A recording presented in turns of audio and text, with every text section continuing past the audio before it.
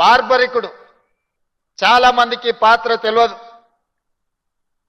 మేము భీముణ్ణి విన్నాం, ధర్మరాజును విన్నాం, నకుల సహదేవుల పేర్లు విన్నాం, దుర్యోధన దుశ్శాసుల గురించి విన్నాం.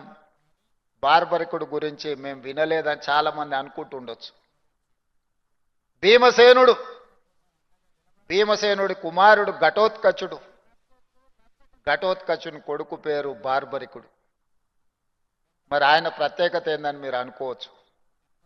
బార్బరికుడి ఉన్న ఒకే ఒక్క గొప్ప లక్షణం, బలహీనుల పక్షాన నిలబడి కొట్లాడడమే అతనికి ఉన్న గొప్ప లక్షణం. అతను యుద్ధంలో దిగినప్పుడు న్యాయం బలహీనుల వైపు ఉంటే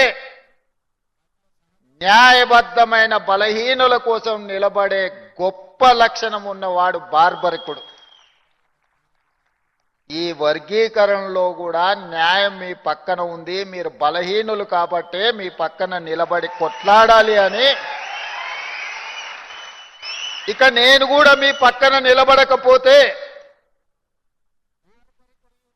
ఇక ఈ జాతికి మేలు జరగదని ఆలోచన చేసి రాజకీయపరమైన ఒత్తిడులు వచ్చినా మీ పక్కన నిలబడి ఈ సమస్యకు శాశ్వతమైన పరిష్కారం చూపించాలి అని